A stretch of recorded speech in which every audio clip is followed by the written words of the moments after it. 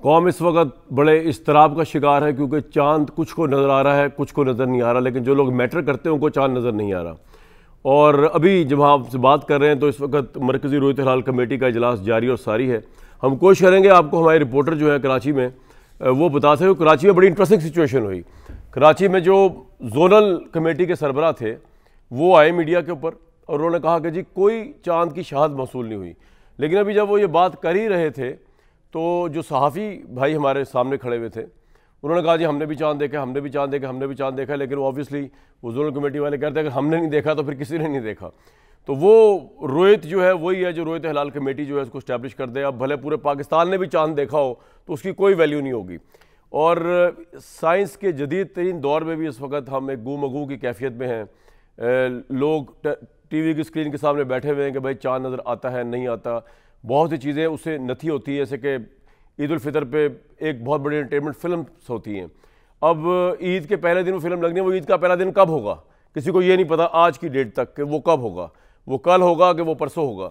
तो ये सारी कॉम्प्लिकेशंस जो है वो पाकिस्तान में हैं। सऊदी अरब वाले जो है इस लिहाज से बड़े ज़बरदस्त है। उन्होंने जो है फैसला करके, मुझे नहीं पता वो क्या सिस्टम है लेकिन मुझे उम्मीद है उनका सिस्टम ठीक ही होगा। वो उन्होंने कर दिया, उनकी तो कल ईद हो रही है वहाँ पे। हम अभी तक जो है उसके अंदर बैठे हुए हैं। अभी जो प्राइवेट शहादतें हैं वो बेतहाशा आई हैं। शेखुपुरा से लेकर सराय आलमगीर से लेकर आगे तक कराची में भी लोगों ने रोयत हिलाल कमेटी को अपनी शहादतें दी हैं। अब इसका क्राइटेरिया होता है जो उन्होंने बनाया हुआ है। ऑब्वियसली वो क्वेश्चनिंग आंसरिंग करते हैं, जो बंदा गवाही देता है उससे वो ये पूछते हैं कि चांद जो है वो जहाँ सूरज गरूब हुआ उसके कहाँ पे आपने चांद देखा, जहाँ सूरज गरूब होता है उसके किस साइड पे चांद होगा। चांद जो है जो आपने देखा है उसके दो कोने जो हैं वो उनकी क्या पोजीशन है। फिर वो ये भी पूछते हैं बेसिकली कि जो अगर उनको उनकी गवाहियों पर यकीन आ जाए कि इन्होंने चांद सही देखा है तो ये भी उनके कवायफ भी चेक करते हैं। तो अगर इस तरह हम चलें तो फिर ये जो आपको अभी चांद स्क्रीन पर नज़र आ रहा है ये आर्काइव का है, ये अभी वो नहीं कि जो हमें नज़र आ गया हो। तो इस तरह अगर चलें तो काफ़ी टाइम भी लग सकता है कि अगर जोनल कमेटियाँ जो हैं जिनके पास टेलीस्कोप्स भी हैं, लाहौर है, कराची है, कोयटा है, हर जगह पे आपको चारों सूबों में नज़र आएंगे और मरकज़ी इस्लामाबाद में, अगर इनको टेलीस्कोप से हमारे जो अहदेदारों को नज़र ना आए और अगर सिर्फ प्राइवेट गवाहियाँ आई हों तो फिर ऑब्वियसली ये सवाल पूछे जाएंगे। पहले ये कि सूरज की किस तरफ चांद था, फिर चांद की शक्ल कैसी थी, उसकी जो एजेस थे वो कैसे थे। और अगर ये भी सब कुछ सही हो जाए तो फिर रोयत हिलाल कमेटी जो है वो जो गवाही देने वाले हैं उनकी क्रेडिबिलिटी चेक करती है।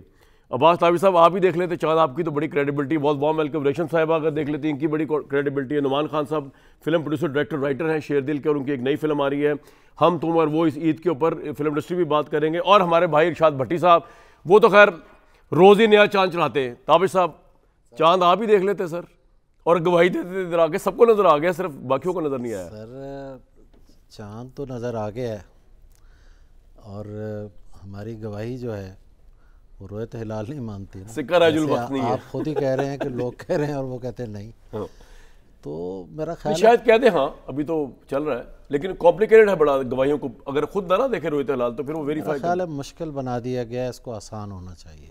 अच्छा आसान होना चाहिए कि भाई चंद गवाहियाँ अगर आ गई हैं तो उसके बाद फैसला करें। अब लोग क्या बैठे रहेंगे इंतज़ार में, लोग बैठे कब रोयत हिलाल ऐलान करती है और कब लोग तैयारी करेंगे। बिल्कुल सही। तो अगर कल रोज़ा करना है तो रोज़े का ऐलान कर दें ताकि तरावी तो पढ़ें लोग जाके। कभी जवानी में आपको ये हुआ चांद का बहुत ज़्यादा वो, और चांद जो है वो आसमान पे नहीं, आपको वैसे कोई चांद नजर आया तो आपने शेर कह दिया हो? क्योंकि माशाल्लाह शायरी तो आपके घर में ऐसे है जैसे कि चांद तो कहीं भी हो अच्छा लगता है। देखिए मैं चांद को वाकई बसर करता रहा हूँ।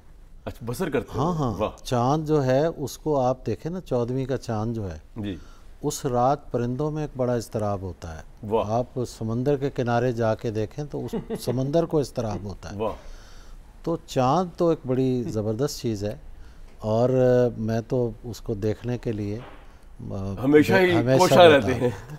बड़ी सोच समझ के उर्दू आपके सामने बोलनी पड़ेगी। अब बरसगीर पाकवैन के इस वक्त जो है लाइव बहुत बड़े शायर है उर्दू के। रेशम साहिबा, चांद डिसाइड नहीं हो पा रहा, आपकी दिल के क्या हालात हैं?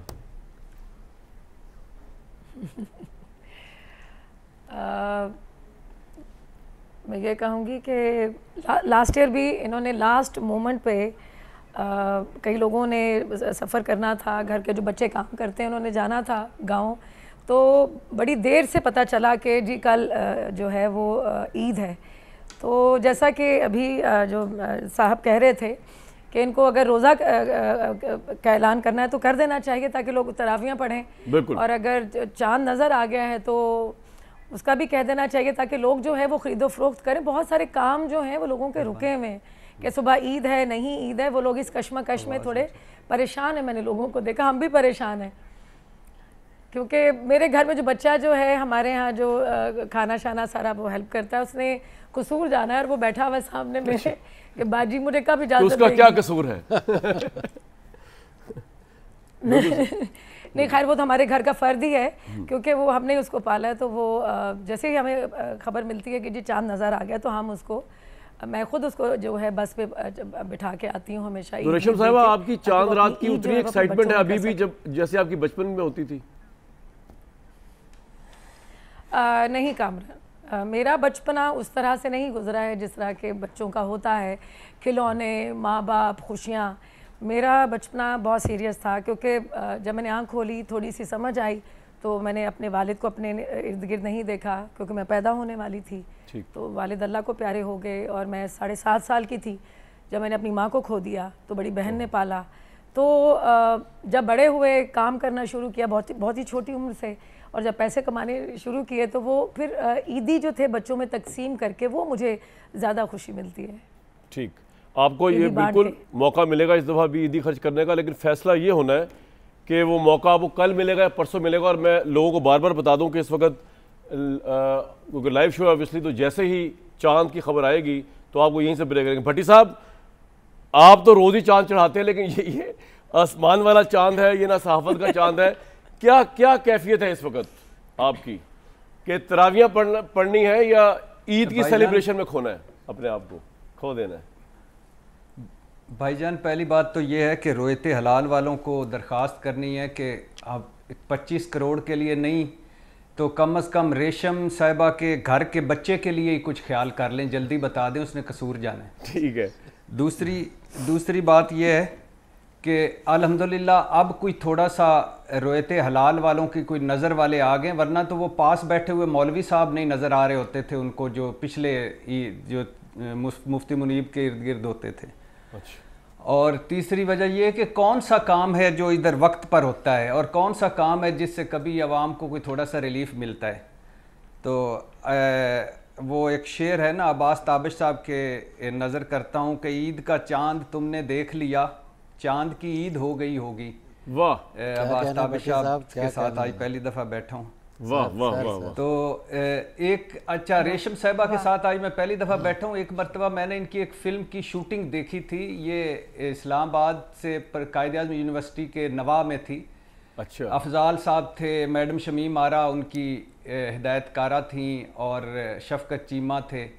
और उस दिन जिस दिन मैं गया उस दिन ये घोड़े से गिर गई थी। भाई आप तो बड़े फरूट से मनहूस साबित हो इनके लिए कि घोड़े से गिर गई, आज कुर्सी से ना गिर जाए। कामरान जी जी जी जी नहीं, कामरान जी जी, ये बात जो कह रहे हैं, उस दिन मेरी शूटिंग पैकअप हुई। वो फिल्म थी पल दो पल, जिस फिल्म का म्यूजिक पहली और आखिरी फिल्म का म्यूजिक दिया था मरहूम नुसरत फतेह अली खान साहब ने। अच्छा। तो वो गाना पिक्चराइज हो रहा था। ये बात बिल्कुल 100% ठीक कह रहे हैं।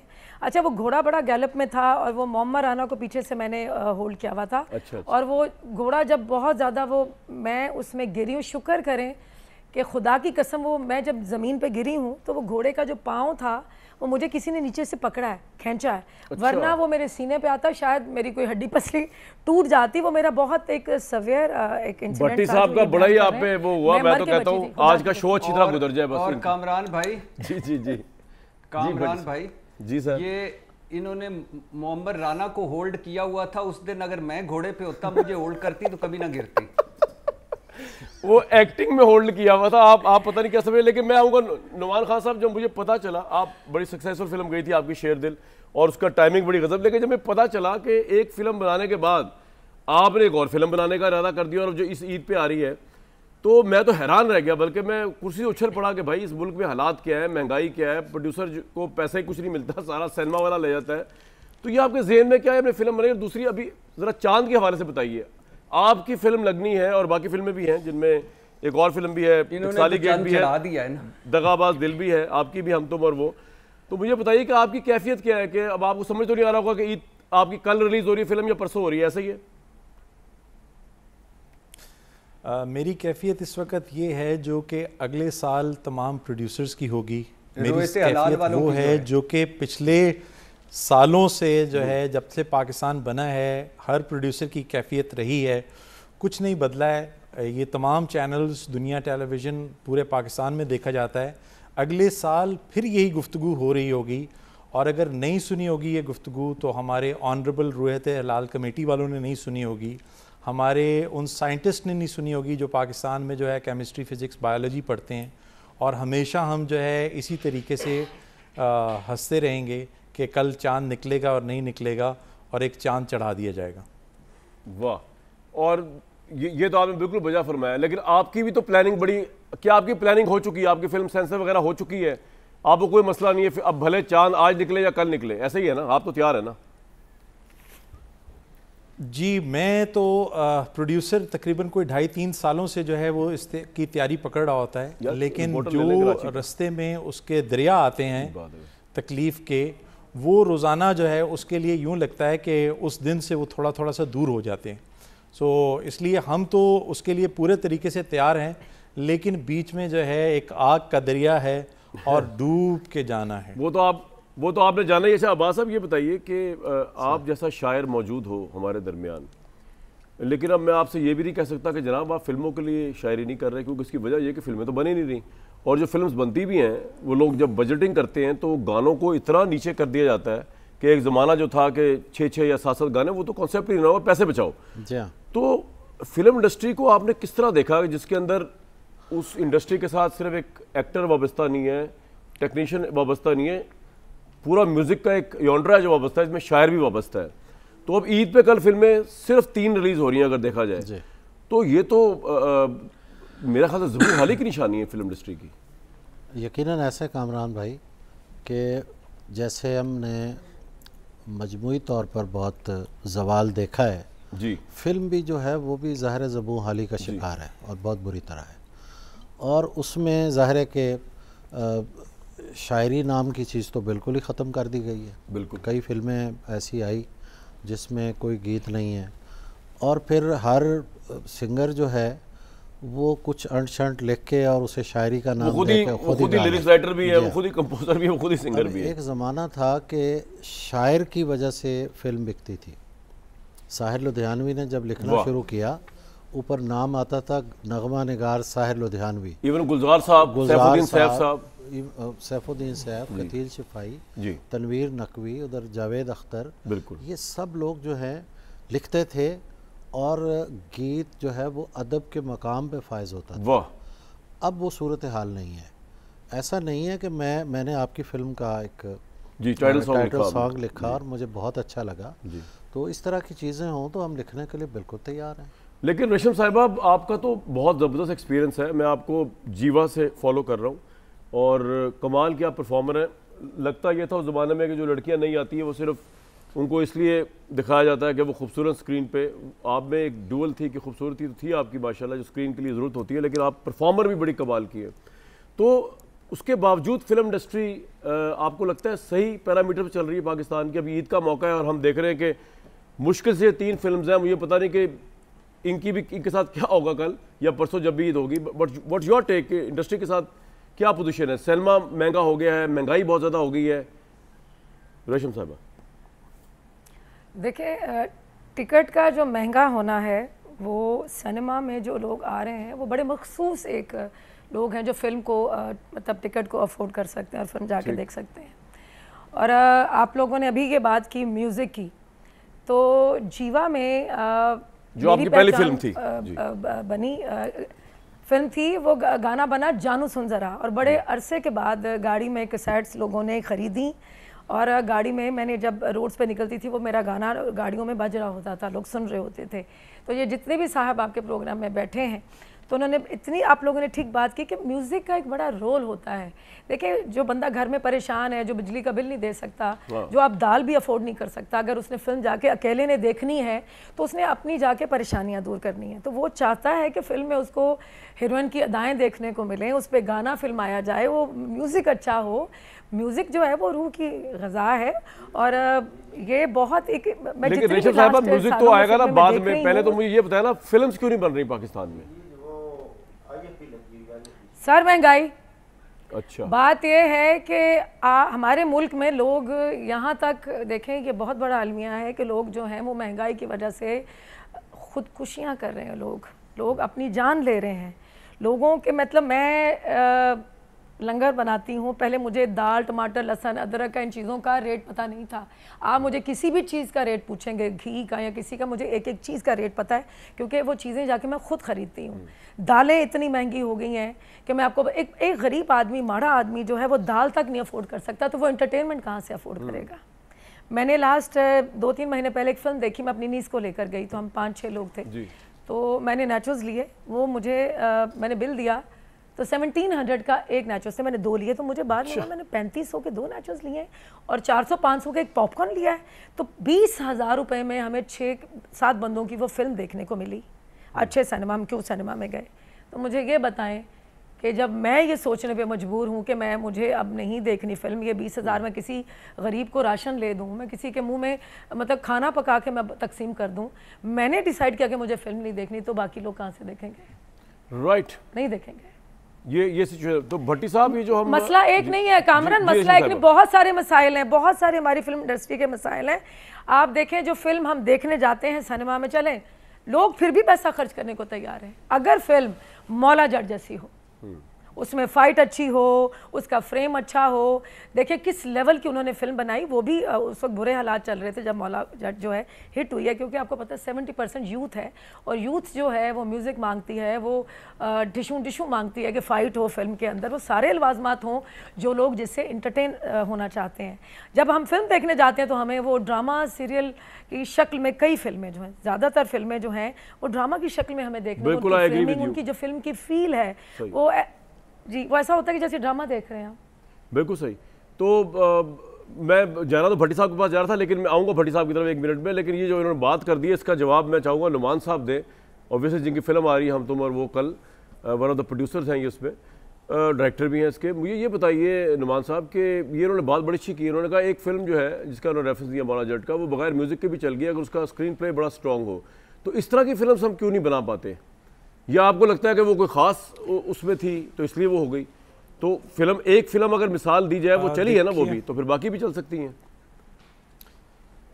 बिल्कुल ठीक आपने कहा। मौला जट का बजट जो है वो 40 करोड़ से ज़्यादा का था, और 40 करोड़ की फ़िल्म बनाने के लिए आप ये सोचें कि पाकिस्तान के कितने प्रोड्यूसर इस वक्त तैयार हैं कि आप अपनी बेगम को और जो है रेशम जी अपने प्यार करने वालों को कहें कि जी मैं 40 करोड़ रुपए लेके अब जो है एक फ़िल्म बनाने के लिए जा रही हूँ। हमें हार्वर्ड में पढ़ाया गया था कि दरअसल 100 फिल्में बनती हैं तो 9 फिल्में जो हैं वो बिल्कुल इधर उधर चली जाती हैं और 10 फिल्में कामयाब रहती हैं। अब सिलसिला ये है कि आप किसी टेबल पे लेटे हुए हों जहाँ पे आपका ऑपरेशन होने लगे और आपको ये कहा जाए कि 90% है कि आप लगे जाएंगे और 10% है शायद आप बच जाएं, और आप ये 40 करोड़ रुपीज़ लगाने के लिए तैयार हों। पाकिस्तान में फ़िल्में जो है वो किसी तरीके से एनीथिंग फिगर ऑफ 5 से 10 करोड़ रुपए के दरमियान है। पाकिस्तान की ऑडियंसेस आराम से मैथमेटिक्स कर सकती हैं कि 5 करोड़ को डिवाइड कर लें तकरीबन कोई 700-800 रुपये के ऊपर, तो उनको पता चलेगा कि हैरानगी की बात है कि गिन के जो है वो 25,000 लोग फ़िल्में देखने नहीं जाते। मैं मैथमेटिक्स इस वक्त थ्रो कर रहा हूँ। पाकिस्तान के अंदर इस वक्त गिन के 45 सिनेमाज़ मौजूद हैं, और वो सिनेमाज़ भी ये सोच रहे हैं, क्योंकि हमें रोज़ाना वो कहते हैं कि हमने जो बड़ी इंजेक्शन सिस्टम्स हैं जिससे फ़िल्म को प्रोजेक्ट किया जाता है वो उतार के हमने जो है हाई रेजोल्यूशन किस्म के वहाँ पे मल्टीमीडियाज़ लगा दिए हैं, और आप हमें ई प्रिंट्स दे दें ताकि जो है हम उनको DCP के अलावा रन कर दें। अब सिलसिला ये है कि 16 ये स्क्रीनें हैं और वो चंद 5-6, तो अब ये जो चंद लोग रह गए हैं उनको आप ये कहें कि हम कोई इतनी अमाउंट लेके आप कहीं DHA में या किसी और जगह पे प्लॉट क्यों ना ले लें। सो इस दफ़ा कामरान एक चीज़ और भी मैं आपके अर्ज़ कर दूं कि पूरे पाकिस्तान में सिर्फ दगाबाज दिल और जो है हम तुम और वो 2 फिल्में सिर्फ और सिर्फ जो है वो रिलीज़ की जा रही हैं पाकिस्तानी। अब मैं खुश हूँ कि मेरे साथ जो है तकरीबन कोई 6 से 7 जो है वो अंग्रेज़ी फिल्में आ रही हैं, I also watch English movies every night on the Netflix. लेकिन अब आप ये सोचें कि एक फ़िल्म जो कि कम से कम आपके सामने 300 करोड़ की बनाई गई है और दूसरी तरफ हम 5-7 करोड़ की फ़िल्म की बात कर रहे हैं, सो उस वक़्त इनका मुकाबला क्या। तो मैं ये ज़रूर चाहता हूँ कि अगर फिल्म की इंडस्ट्री ठीक है तो फिर आने मैं आपको कुछ सजेशन देता हूं जो भट्टी साहब और बाकी डिस्कस करता हूं, लेकिन 1 मिनट के लिए नुमान साहब टाइम दीजिएगा। हमारे साथ रुताबा अरूज हमारी रिपोर्टर है कराची से, क्योंकि चांद का मसला फंसा हुआ है। भाई चांद डिक्लेयर होगा तो फिल्में कल लगेंगी, चांद होगा तो फिर लोग फैसला करेंगे तरावी के लिए जाना है। तरावियों का तो टाइम हो नहीं गया, अब तरावी जिन्होंने पढ़नी पढ़ लेनी चाहिए, क्योंकि यहाँ तो डिसाइड हो नहीं पा रहा। जी रुताबा, आपको मेरी आवाज़ आ रही है? जी बिल्कुल। अच्छा बताइएगा कि क्या सिचुएशन है जो जी कराची की रूयत हिलाल तो कह चुकी है कि कुछ नज़र नहीं आया, तो अब प्राइवेट शहादतों के ऊपर डिस्कशन हो रही है। जी बिल्कुल, जितनी भी शहादतें यहाँ पर उनको मौसूल हुई थी वो उन्होंने यहाँ पर इकट्ठी करके और मरकज़ी रोहित हिलाल कमेटी जो है इस्लामाबाद में उनको अरसाल कर दी हैं। यहाँ पर जो है 4 मेंबरान हैं, 4 ओहदेदारान हैं, अफसरान हैं महकमा मौसमियात के, जिन्होंने चांद देखा है। जबकि मौलाना अब्दुल मोहम्मद सरसी जो है उनका कहना था कि उन्होंने चांद नहीं देखा। उसके अलावा मरकज़ी रोहित हिलाल कमेटी को सारी शहादतें उन्होंने अरसाल कर दी हैं। उनका यही कहना है कि हतमी फ़ैसला जो है वो वहीं इस्लामाबाद से किया जाएगा। यहाँ पर ना उन्होंने और ना ही जोनल कमेटी के किसी और मेंबर ने चांद देखा। हाँ, महकमा मौसमियात के 4 मेंबरान अफसरान जिन्होंने चांद देखा, उनके नाम के साथ ये शहादतें जो हैं वो उन्होंने अरसाल कर दी गई हैं। वहाँ पर मौलाना मोहम्मद अब्दुल खबीर आज़ाद जो है वही सारी शहादतों को जो है वो एनालाइज करेंगे और उसके बाद वहीं से हतमी फैसला होगा। एक बात बताएं कि किस तरह एनालाइज करेंगे? मतलब अगर किसी शख्स ने शहादत दे दी है, टेलीफोन पे दी होगी मोस्टली या व्हाट्सएप पे दी होगी कोई वीडियो बना के, वो किस तरह वेरीफाई करेंगे उसको? क्या तरीकाकार बताया आपको उन्होंने? यहाँ पर जो 4 लोग हैं उन्होंने उनके सामने ही चांद देखा था, लेकिन मौलाना अब्दुल खबीर आज़ाद का कहना है कि उनके चांद देखने के बाद जब उन्होंने देखा तो उस वक्त जो है वो मतलब बराबर हो चुका था, वो चांद नहीं देख सके। तो मौलाना छुप गया। जी बिल्कुल, चांद छुप गया। तो ये सहाफ़ियों को नजर आ रहा है, बाकी मुझे लगता है मौलाना हज़ार को नजर नहीं आ रहा। तो मुझे ये बताइए कि चांद की तो उम्र होती है सूरज सेट होने के 50 मिनट तक, जो इस वक्त का चांद होता है 20 घंटे का। अब तो उसको 50 मिनट को भी 1.5 घंटे से ऊपर गुजर चुका है, तो अब क्या नजर आएगा? तो अब आपके ख्याल में नजर तो कुछ नहीं आएगा, लेकिन जो ऑलरेडी तो नजर नहीं आएगा, गवाहियां आई हुई अब यहाँ से जो है जी बिल्कुल ऑलरेडी जो जी उनको एनालाइज कर रहे हैं वही उन्होंने आगे फॉरवर्ड कर दी हैं। अब चांद नजर आने का यहाँ पर कोई इम्कान नहीं है कराची। आपके ख्याल में कितना % चांस है कि कल ईद होगी या परसों होगी? ईद कल का चांस कितना है? कल का चांस महकमा मौसमियात की मानी जाए और क्लाइमेट डाटा प्रोसेसिंग सेंटर की अगर माने हम साइंटिफिकली, तो 80% चांस बताया जा रहा है कि कल ईद होगी।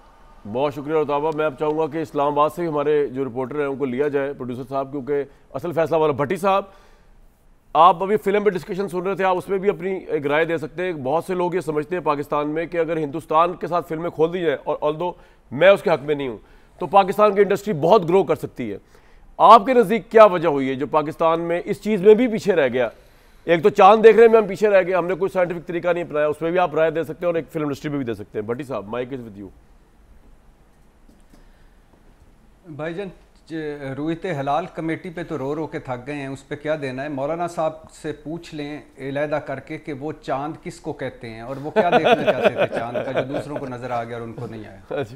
और दूसरी बात यह है कि मौलाना साहब और चांद की कुट्टी तो नहीं है कहीं के कोई आपस में कोई इख्तलाफात वगैरह हों, तो ये भी पूछ लीजिएगा। ये क्योंकि 25 करोड़ का मामला है और रेशम के घर के बच्चे वाला जिसने कसूर जाना है उसका भी मामला है। ठीक है। दूसरी बात आपने नेशनल इशू बना दिया। आप कह रहे थे कि इंडस्ट्री, हाँ इंडस्ट्री जो है, फिल्म इंडस्ट्री जो बाकी प्रोड्यूसर को, फिल्म साज को, अदाकारों को, शायरों को, वो तो सारे आपने सुन लिए।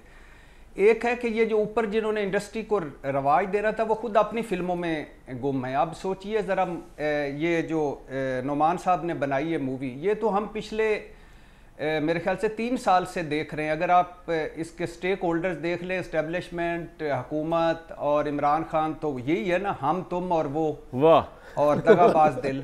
तो ये तो इसमें दगाबाज दिल किसका है? तो चढ़ ही रही हैं फिल्में, चली जा रही हैं और इतनी, आप शहबाज शरीफ साहब को देखें तो वो मेरे ख्याल से ना वो घोड़ा होल्ड कर सकते हैं, ना रेशम साहबा को होल्ड कर सकते हैं, ना घोड़े से गिरते हैं, ना चढ़ते हैं, बस वो चली जा रहे हैं। उनको तो मेरे ख्याल से कोई आस्कर उसकर दे के फारग करना चाहिए।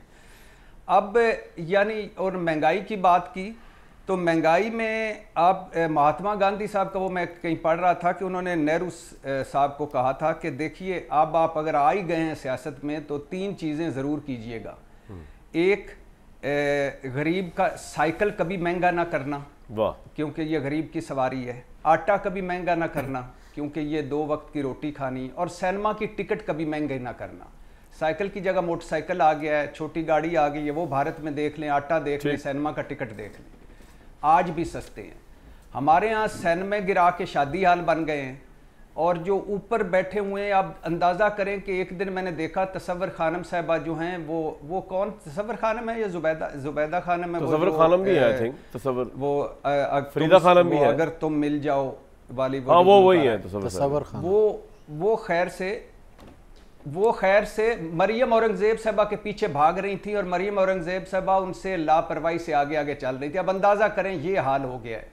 और हर चौथे दिन कोई मिलता है, कोई अदाकार, कोई फनकार कसम पुरसी के आलम में, और उस तो क्या किया जाए, दुख ही दुख है। सिनेमा खत्म, थिएटर खत्म, ड्रामे खत्म। यार भट्टी साहब मैंने हिसाब लगाया चांद रात में चल रहा है, ऑलमोस्ट मुबैना चांद रात, बुरी अदाकारी। मुबैना चांद रात में भी आपका दिल जो है ना वो खट्टा ही हुआ है, उसमें भी आपके दिल से अंगारे निकल रहे हैं। जी जी, शहबाज शरीफ साहब को आपने उसमें भी नहीं बख्शा। आप अंदाजा मैं आपके साथ हूं, मैं शूटिंग देख, आप उसकी वजह है ना कि बुनियाद देखे, मैं शूटिंग देखने गया तो इन्होंने मोहम्मद राना को होल्ड कर लिया और उसने छोड़ दिया। ब्रेक।